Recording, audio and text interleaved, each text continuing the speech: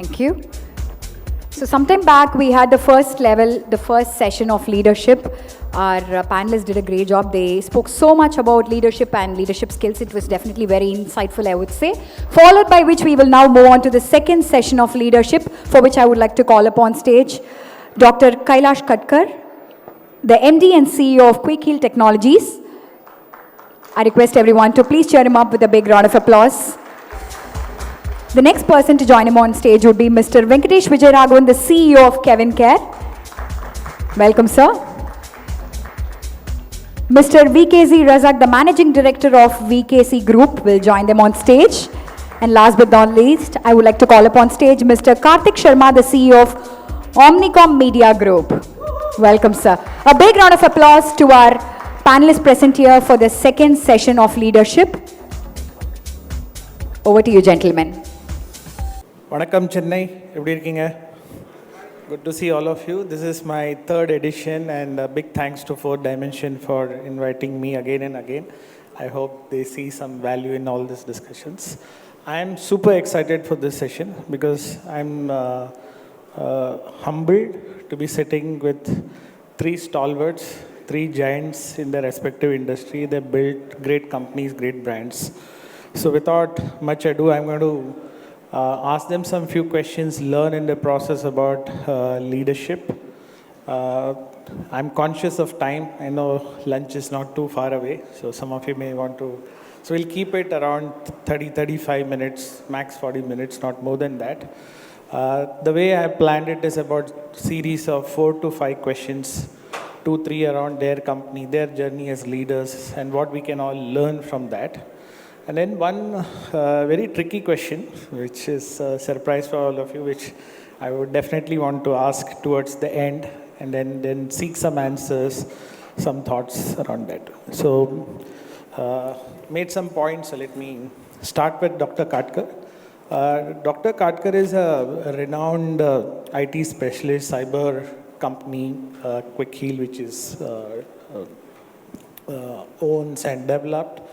And the question to him is, when you bootstrapped and one of the few companies which was listed in 2016, I know the journey would not have been easy. There will be many things on the way from a small company to a listed company. So how did you do that first, and what are your strengths which actually helped you in this journey? And most importantly, you started off like a family business and now it's a listed company. What are the pluses and minuses of a family business? Would love to hear you from that. Thank you, Kartik. First, I would like to thank Fourth Dimension for really inviting me and interact in this panel discussion. So thank you for that. So about strength, I will tell you about my strength as well as the organization strength. What I wanted to say is myself, and my co-founder Sanjay Katkar. Our strength is about our self-belief. Like we always believe that nothing is impossible, and we can do anything. So, and most important is like, the support from our families to strengthen our beliefs. So this is our strength actually. And because if I have to tell you, like the business which we are into, it is a continuous learning. We are into cyber security where we have to be 24/7 continuous alert to make sure that you provide right solution to your customers. And this is a continuous challenge actually. It is not a single day challenge. It is a daily challenge. It is a continuous challenge, and we have to keep on innovating. So our strength is like, continuous learning and innovation, because since we have to make sure that we protect all our customers and build our customer trust. So this is our strength. And if I have to tell you about family business, we are a first generation entrepreneur. So about a family business, like we had never experienced in our childhood, in our families, that somebody is doing business. We are son of farmers. So my father came to Pune and then he started working with Philips. So that is what I learned in my childhood about, farming at native place and, father working with a international brand company and he was doing his job. So I never thought of doing any, dream about a business, but I don't know how, but what I like, I started working towards it and I fell into the business as with whatever saving I had, and I started the business and I started growing, and today it is a listed company in India. So this was a good journey. So we are learning when it comes to family business. We are learning. The family is learning what is a family business and how to take it forward and all this thing. But I believe business success is not about actually the individual. It is all about the stakeholders of the organization, and there are a lot of leaders in the organization, and we really make sure that every opinion is being counted, and we try to implement that because our business is all about innovation. So that is the most important part when it comes to the keeping business continuity and maintaining the customer satisfaction level. Thank you. Such an inspirational story. Coming from India is an agrarian economy, as we know, and coming from a farming, and I have the greatest respect for our farmers of the country and our army and so on. So it's a great story. For me personally, it resonates a lot. And getting from there to building the business, three themes I heard. First one was something in my mind, it made me smile, which is nothing is impossible. Something which many of us would like to take that great message. Second is continuous learning. Even if you achieved good success, you don't stop and learn and innovate. So let me change gears. So from one great leader to another great leader. I'm going to ask Venkatesh, who is the CEO of CavinKare. I think for people in Tamil Nadu, CavinKare does not need any introduction from me. Been a great inspiration for all of us, even during my college days. It's a company which I've looked up to. I've met their owners multiple times. So great fond memories of how a small vision has become into a massive FMCG conglomerate. And Venkatesh himself is a mentor, angel investor. He does a lot of things, and the company does a lot of work in the CSR area also. And talking of innovation, my question to you, Venkatesh, is how does innovation inspire you?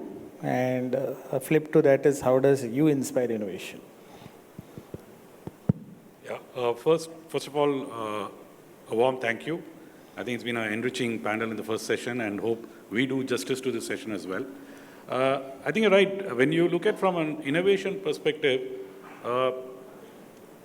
especially in today's scenario, innovation, I think, is quite critical for any business, or for that matter, anybody personal as well. CavinKare has been built on the basis of innovation. The sachet that we talk about today, I think that was one of the breakthrough innovations that not just led to CavinKare's growth, but actually to the entire industry's growth. You know, it spawned off huge amount of industry innovations across multiple categories, not just shampoos or personal care, foods, so many things that came out from that one single innovation. And I think thanks to our founder, Mr. Sikiar's father, I think the whole journey started on the basis of that one simple idea. So innovation sometimes defines the trajectory and the growth of most organizations and most businesses, and there's no doubt on that. More so that today, if you were to look at, I think I would see that most of the organizations actually pivot around innovation, right? There are challenges on scaling up businesses and so on, but I think the pivot of any organization today is innovation, and I think the earlier panel, they'd spoken about it. The pivot is not just around the product alone, it's about the process, it's about people, it's about the entire organization. So innovation in my mind, I think stays at the core of anything that we need to do to be successful. Now, personally, I think that's one thing that draws me towards, like you said, angel investments or mentorship, because I think you get to learn new things from people, otherwise you get rusted. Therefore, I think innovation is a core to personal growth as well as to the growth of the businesses as well. Inspiring innovation, all I can do is, when I see something interesting, I can encourage them, be open with them. So I think it's important that as leaders, as business leaders, we create an environment which is a little more open, transparent, so that people come out with ideas. Ideas don't come from one single person, right? I think that's a well-known truth. Some of the biggest ideas that CavinKare has sort of pivoted upon, some of the biggest ideas that my previous companies have pivoted upon, they have not come from the founder, they have not come from the CEOs or lot. They've come from simple discussions that happen on the ground. I think creating an open environment, a very transparent environment is more important, and that, I think, over a period of time creates the culture of innovation. And my belief is, do not junk an idea. An idea always has its day. It may not be today, it may be tomorrow. So it's always good to have ideas on the ground. Maybe relevant ideas come up at relevant points of time. So I always go back to data bank. Like you say, data bank, I have an idea bank, right? Some of the ideas that are successful today maybe have ideas which failed 10 years ago. But I think it's important that we keep that in mind. And that's my small take on innovation. So wonderful. Some of you might have noticed me again smiling on the last part which Venkatesh spoke. The industry which I represent, which is advertising marketing, a lot depends on people and ideas. And so true. One of my early agency stints, they taught me that the number of ideas is more than the quality of ideas. Don't worry about the quality of ideas you'll get. And I've done that in a couple of the clients where we've gone with 100 ideas. At the first look, some of those ideas may look ridiculous, and the first thing is we start judging, saying, hey, this is not possible. And to Kailash ji's point earlier, then you see the impossible becoming possible. So true, and keeping an open mind and transparent and drawing in everyone. It's not easy, because when you build a strong franchise, then sometimes, luckily not for CavinKare, but there are many organizations and their own egos, it gets destroyed. So thank you for reminding those lessons. Moving on to our third wonderful leader, Mr. Razak. You have built a formidable brand, a footwear brand, homegrown brand. Tell us a little bit about that journey and what really motivates you. How do you manage to do that? It's not a category we think on an everyday basis, and how do some of the themes around innovation, thinking about the impossible, how do you make all of this come together on a sustained basis? So, I should say good afternoon, all of you, and thank you for the Mission Billion and their team for inviting me to this session. So, I am VKC Razak. I'm heading footwear brand called VKC Pride. And I'm a second generation entrepreneur. I'm in the family business, and it's a family business started by my father and two of his brothers. And father started from the scratch, and he did all sort of his in his career, like all sorts of work, right from ordinary employer to a head load worker, trolley puller. So all sorts of work he has done in his life. And finally, he started his official career in Tamil Nadu. Basically, he was working under TNEB. Later on, started a hotel here in Tamil Nadu, then came back to Kerala, started a hotel business, and then turned to other businesses.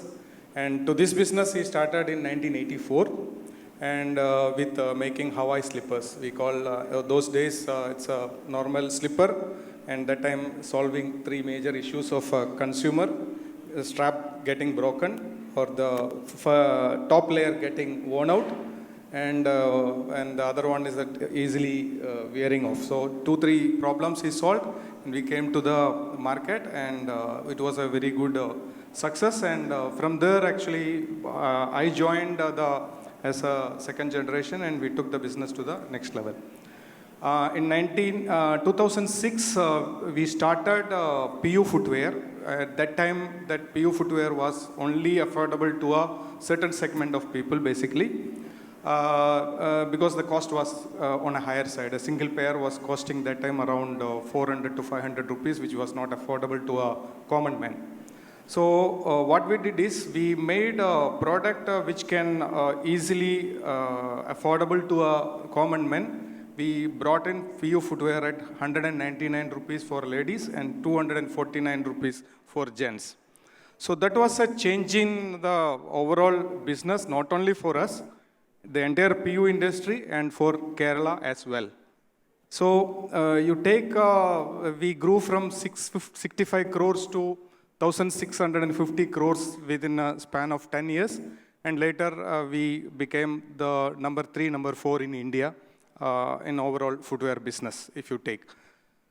So to coming back to, and recently we have robbed in Big B, Amitabh Bachchan, as our brand ambassador for the brand.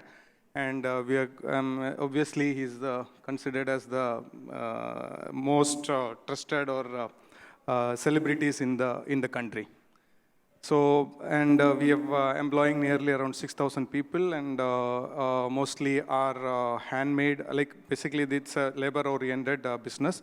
Footwear is the second largest job providing industry in India after the textiles. So coming back to what motivates me to see the lowest of lower segment people buying a footwear with his hard-earned money and feeling pride about it, and when he wear it with dignity and pride, so that motivates all of us in VKC. So that is our this thing. So we have branded our product as VKC Pride. So when a customer wear our footwear, he feels pride. And when we see that, we also feel pride. So this is like our ultimate aim, quality at affordable price. And our vision is like, going forward, I mean, there will be like a footwear which every individual can buy with his hard-earned money. This is what we are looking for. Thank you. Thank you. Wonderful, articulation of a brilliant vision. When it is seen as successful, then we think it's easy. And when he was saying, I could see the glint in his eyes, the pride with which the company is doing. So thank you, sir, for that. Moving back to a question to Dr. Katkar, I think listing a company on the stock exchange is not an easy game at all, and it requires lots of hard work, months of preparation, probably years of preparation, and even a big call even within the saying should we list or not, having worked with some of other listed companies. So I can at least empathize some of the struggles that he would have gone. Wonderful achievement to be listed. Having said that, we all hear about hacking and all kinds of cyber security issues in the last few years, in particular in media. Some notable ones we know 3-4 years, some big ransomware have all happened. Do consumers really know about this today, having you run a very successful franchise? What are the lessons? What should consumers do? Where do you see those opportunities around cybersecurity? So I will answer your first question first, actually. So talking about Quickheal being, listed in National Stock Exchange and Bombay Stock Exchange. So this was a really good learning journey for me. As I said that I'm a first generation entrepreneur, and since my business is all about, continuously learning and continuously innovation. So the biggest challenge here is, I need a good talent to handle this innovation part of it, because continuously the digital world is growing very fast, and then with this increasing cyber attacks, and to really attract good talent and to really attract good innovations and everything, you need good people on board. And when people look at the organization and when they see this is a family business, it becomes very, very tough and very difficult. And for me, I was thinking that, since I'm learning from my childhood, since I started working itself from my childhood when I was in fifth standard. So for me, the learning was always something excited me, and I started feeling that, when I started a proprietorship firm and then private limited firm, and then I decided that, what are the limited company, how these Tatas and Birlas, they really grow their business. And that is what inspired me. And I thought, we have to come out of this, family thinking, and we have to think about something like a institutional. And that's the reason I started interacting with a lot of finance companies, and then I took some investment from US-based Sequoia company and in 2010, and then in 2016, I took this company to public limited. Of course, it was not that easy. Whatever I thought that these kind of problems I will never face, but I face all those problems, you know. The making company public limited made me learn so many things, not only from a business point of view, but from a governance point of view, from a legal point of view. And now I have so much confidence that if I have to really start any company and take it to public, I can do it very fast. I knew that part of it. I have learned so many things from so many, like, my supporters, like strategic investors like Sequoia, and then after going public, through all my stakeholders in the organization like CPU, CFO, and other people. And this has helped me to take this company to that level, like an institutional level. I myself don't consider this as a family business now, because I really have very less work in my organization, because I have so many good leaders in the organization, and I have to just listen to them once in a week and just stops and all those people to make them learn how to sell the software, because those days people used to never pay money for software. They used to pay money only for the hardware part of it.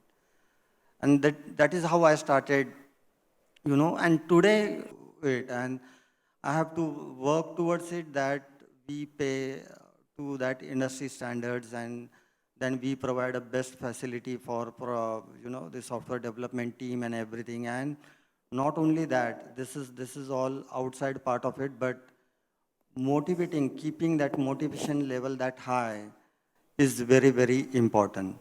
In this pandemic situation, there was a big vacuum in the IT industry, because a lot of engineers were getting so much high offers, and this shift was happening very fast, very fast. But that has also affected me, but that has not affected my the productivity. What has happened that, I have always kept my team motivated, and team used to be always passionate about, building solutions to protect customers and all this part of it. What has affected me, the new projects which I am working on, the zero trust part of it, and some part of it, those projects got bit delayed by 3 months and 6 months. But the ongoing business, the business as usual part of it, which is protecting my existing customers, that continue to work very well. And I'm used to this now, attrition part of it, because I'm in IT industry. Okay. Any other thoughts? Maybe. So maybe I'll go. See, I think, first of all, this is not something new. This is bound to happen, right? While we may term it as a great resignation, maybe the timing of it is so much pronounced because of the COVID. But probably if you look at it, what's happening is just a change in the way the workforce generations are changing, right? You can call it 80s kids, 90s kids, 2000, whatever you call. But ultimately what is happening is that there's a generational shift that's happening in terms of the way the workforce is coming in. Their aspirations, their requirements of life is very different from probably what is happening before. Add to that is the fact that, at least from certain industry perspective, you have hyper competition coming in, right? And they want people who are trained and so on.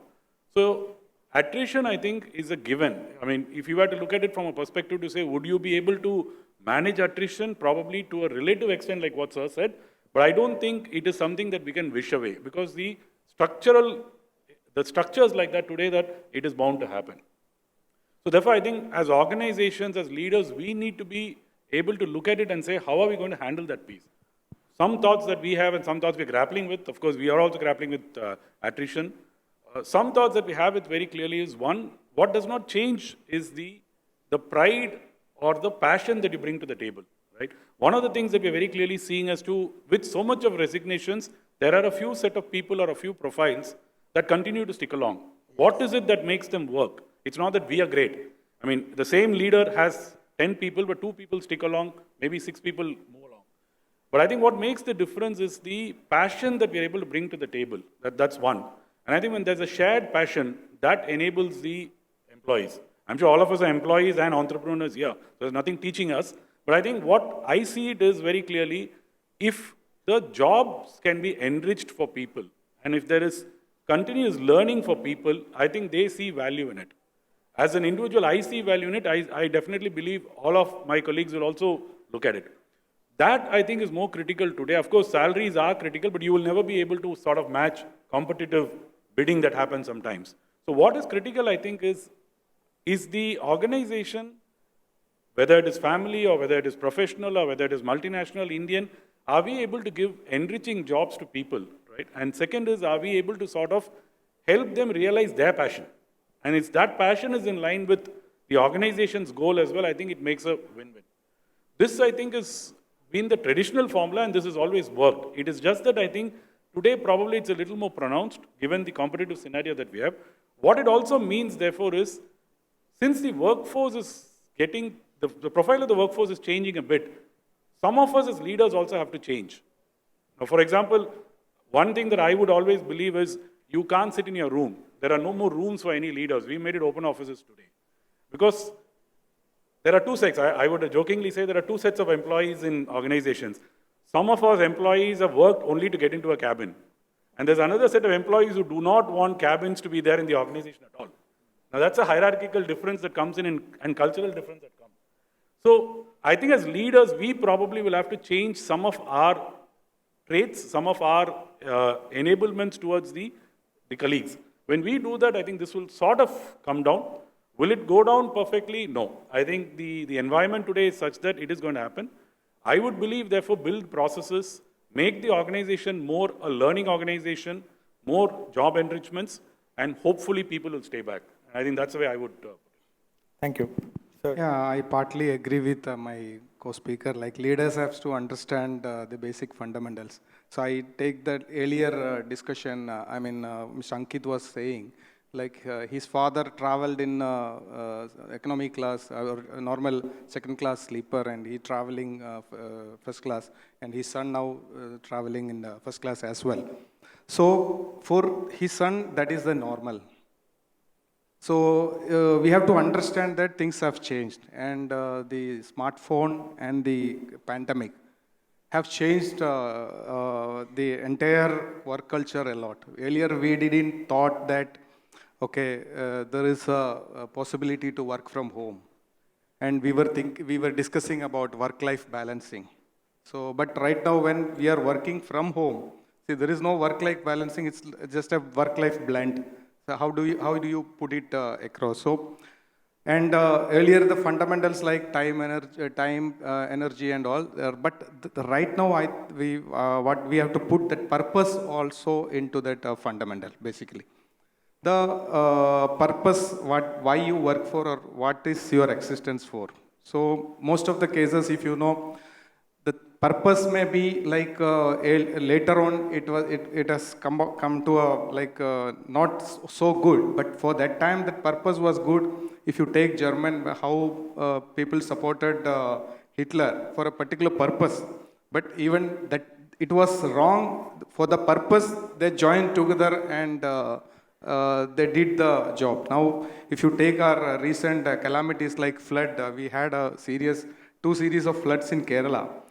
The collector announcing a war room, and the young youths are coming in bulk without any compensation and working for it. So, because there is a purpose. So, we have to understand the purpose, and you have to clearly mention what is your existence for. So, that will solve this problem to some extent. That is what I feel.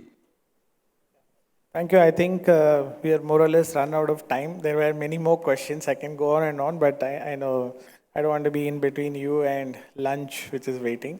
Wonderful session. Just a quick summary of what we spoke. Great lessons for me personally, and I'm sure all of you benefited.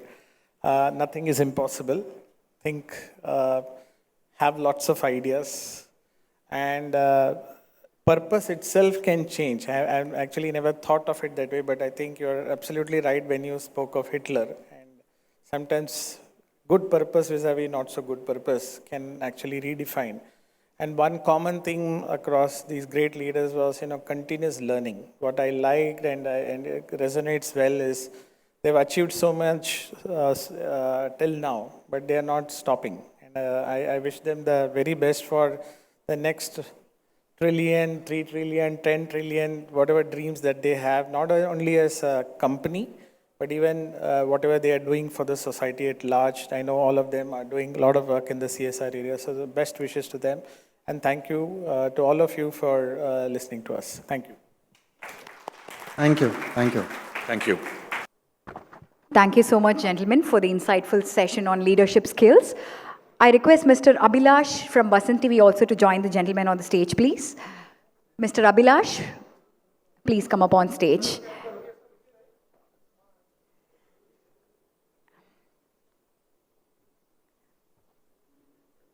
Can we give a big round of applause to our panelists here? Panelists of the session 2.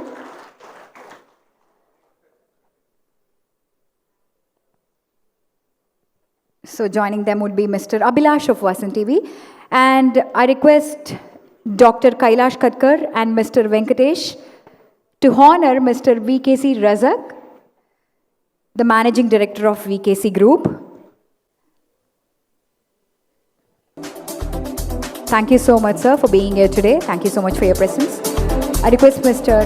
Venkatesh and Dr. Kailash to jointly honor Mr. VKC Razak, the Managing Director of VKC Group.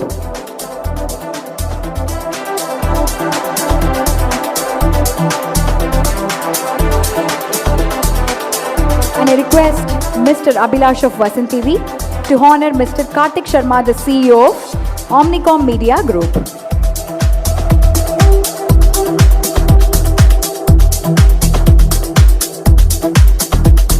Thank you so much.